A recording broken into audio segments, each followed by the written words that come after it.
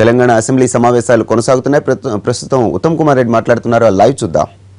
మరి భారతదేశంలో స్వాతంత్ర నాడు 36 కోట్ల జనాభాకి మనం ఆహార ధాన్యాలు పండించలేని పరిస్థితి. ఈరోజు 120 కోట్ల జనాభాకి మనం పూర్తిగా ఫుడ్ గ్రెయిన్స్ ప్రొడక్షన్లో సెల్ఫ్ సఫిషియెంటే కాకుండా 100 దేశాలకు పైగా భారతదేశం నుంచి మరి వ్యవసాయ ఉత్పత్తులు ఎక్స్పోర్ట్ అవుతాయి. వరి ఉత్పత్తిలో ప్రపంచ దేశంలో ఇప్పుడు భారతదేశం 2వ స్థానంలో ఉంది. గోధుమల ఉత్పత్తిలో 2వ స్థానంలో ఉంది. అదేవిధంగా ఎంతో కాలం అమెరికా నుండి దిగుమతి చేసుకునే గోధుమలపై ఆధారపడిన మన దేశం ఈనాడు అమెరికా కన్నా 2 మరి గోధుమల ఉత్పత్తి మన దేశంలో అవుతున్న విషయం మనం చేస్తారు. పత్తి ఉత్పత్తిలో భారతదేశం ప్రపంచంలోనే నెంబర్ 1. రాగులు, సజ్జలు, జొన్నలు వంటి ఉత్పత్తుల్లో, పప్పుల ధాన్యాల ఉత్పత్తిలో కూడా మరి భారతదేశం ఈరోజు ప్రపంచంలో అగ్రస్థానంలో ఉంది. చెరుకు ఉత్పత్తిలో ప్రపంచ దేశాల్లో మనం 2వ స్థానంలో ఉన్నాం.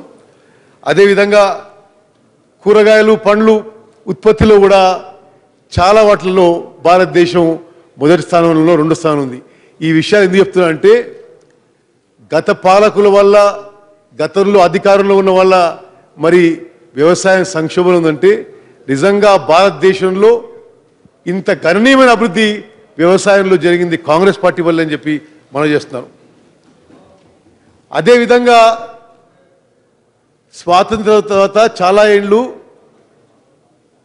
తెలుగు మాట్లాడే ప్రాంతాల్లో కూడా ఈ క్షామ దుర్భిక్ష పరిస్థితుల్లో గంజి కేంద్రాలు ఏర్పాటు చేసేవారు.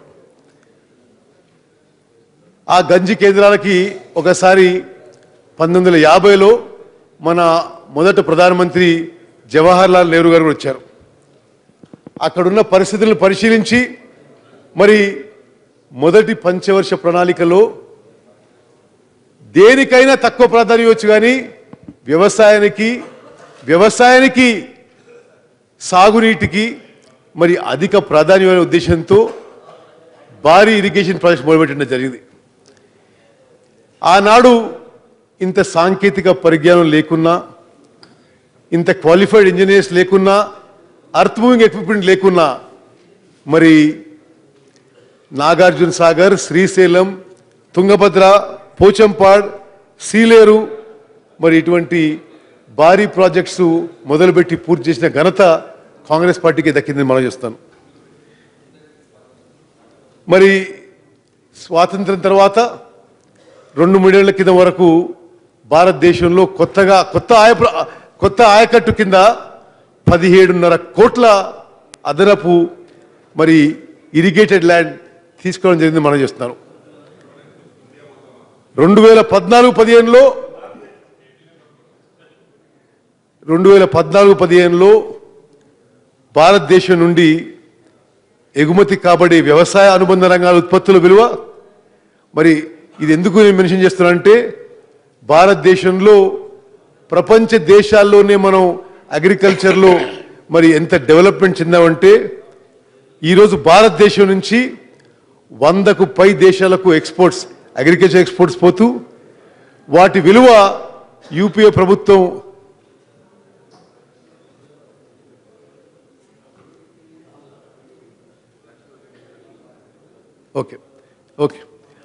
మరి 1,36,000 కోట్ల రూపాయల అగ్రికల్చర్ ఎక్స్పోర్ట్స్ మనం 2014-15లో చేశాం. అదేవిధంగా స్వాతంత్రం వచ్చిన తర్వాత ఎక్కువ మనం ఇంపోర్టెడ్ మిల్క్ పౌడర్ మీద ఆధారపడి ఉండేవాళ్ళం. 1950-51లో కేవలం 17 మిలియన్ల టన్నుల మాత్రమే పాల ఉత్పత్తి జరగగా 2014 నాటికి 140 మిలియన్ టన్నుల పాల అధిక ఉత్పత్తి సాధించి ప్రపంచంలోనే ఈరోజు భారతదేశం పాల ఉత్పత్తిలో నెంబర్ 1 స్థానంలో ఉన్న విషయం నేను మనవి చేస్తాను. అదేవిధంగా మరి స్వాతంత్రం వచ్చినప్పుడు మన దేశంలో ఆకలి కేకలతో మరి జనం చనిపోతుంటే ఈరోజు 25 కోట్ల టన్నుల ఆహార ధాన్యాలు 14 కోట్ల టన్నుల పాల ఉత్పత్తులు సాధించగలిగే స్థితికి మరి చేర్చడంలో కాంగ్రెస్ పార్టీ చేసిన కృషిని మనం గమనించాలి. మరి 2004 సంవత్సరంలో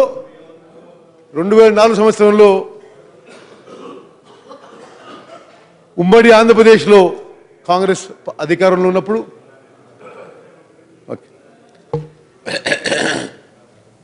ఆహార ధాన్యాల ఉత్పత్తి విషయంలో తెలంగాణలో 1956లో 16 లక్షల టన్నులు ఉంటే 2004లో 57 లక్షల టన్నులకు చేరింది. 2014లో 107 లక్షల టన్నులు చేరింది. మరి మీ ప్రభుత్వం మొదటి సంవత్సరంలో ఆహార ధాన్యాల ఉత్పత్తి తెలంగాణలో 66 లక్షల టన్నులకి పడిపోయిన విషయాన్ని మనం చేస్తున్నాం. అదేవిధంగా మరి ఆనాటి యూపీఏ ప్రభుత్వం కేంద్ర ప్రభుత్వం వ్యవసాయాన్ని మరింత అభివృద్ధి చేయడానికి పంట రుణాలపై వడ్డీని ముందు 9% తగ్గించింది, ఆ తర్వాత 7% తగ్గించి ఆ తర్వాత 4% తగ్గించిన విషయం సభకు గుర్తు చేస్తున్నాను. 2004 సంవత్సరంలో ఆనాడు ఉన్న యూపీఏ ప్రభుత్వం 85,000 కోట్ల రూపాయలు వ్యవసాయ రుణాలు ఉంటే యూపీఏ ప్రభుత్వం చివరి సంవత్సరంలో ఆ పంట రుణాలు 6 లక్షల కోట్లకి పెంచడం జరిగింది. 2004 నుంచి 2014 వరకు కొత్తగా కోట్లాది మంది రైతులకు కొత్తగా బ్యాంక్ రుణాలు అందించడం జరిగింది. ప్రధానమంత్రి డిస్ట్రెస్ ప్యాకేజ్ కింద 2004లో తెలంగాణలో 8 జిల్లాల్లో పూర్తిగా వడ్డీ మాఫీ చేయడం జరిగింది. మరి ఆనాటి ఎన్డీఏ ప్రభుత్వం 8 జిల్లాల్లో 98 నుంచి 2004 వరకు ఎన్డీఏ ప్రభుత్వం క్వింటాల్ వరికి 100 రూపాయలు కనీస మద్దతు ధర పెంచగా 2004 నుంచి 2014 వరకు యూపీఏ ప్రభుత్వం దాన్ని 800 రూపాయలు పెంచిన విషయం గుర్తు చేస్తున్నాం. ఈనాడు కేంద్రంలో అధికారంలో ఉన్న మోదీ ప్రభుత్వం కనీస మద్దతు ధర కేవలం 50 రూపాయలే పెంచిన విషయం మనం గమనించాలి. మరి 2004లో ఆనాడు ఉమ్మడి ఆంధ్రప్రదేశ్లో కాంగ్రెస్ పార్టీ అధికారంలోకి వచ్చి స్వతంత్ర భారతదేశంలో మొట్టమొదటిసారిగా ఏ రాష్ట్రం చేయని విధంగా మొత్తం వ్యవసాయానికి ఉచిత విద్యుత్ ఇవ్వడం జరిగింది.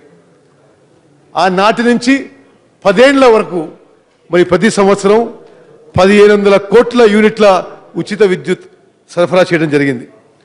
మరి 2004లో మరి ఆనాటి కాంగ్రెస్ ప్రభుత్వం 1,200 కోట్ల రూపాయలు ఆ రోజున్న విద్యుత్ బకాయిలు పూర్తిగా మాఫీ చేయడం జరిగింది.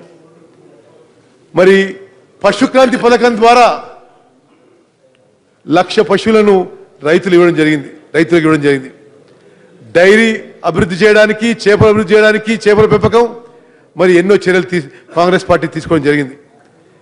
2004 సంవత్సరంలో పంట రుణాలు 3,500 కోట్లుంటే తెలంగాణలో 2014 వరకు అది 25,000 కోట్ల చేరిన ఘనత కాంగ్రెస్ పార్టీగా మనం చేస్తాను. రైతులకు వడ్డీ లేని రుణాలు ఈ భారతదేశంలో మొట్టమొదటిసారి మరి సదుపాయం చేసిన ఘనత కాంగ్రెస్ పార్టీగా మనం చేస్తున్నాం.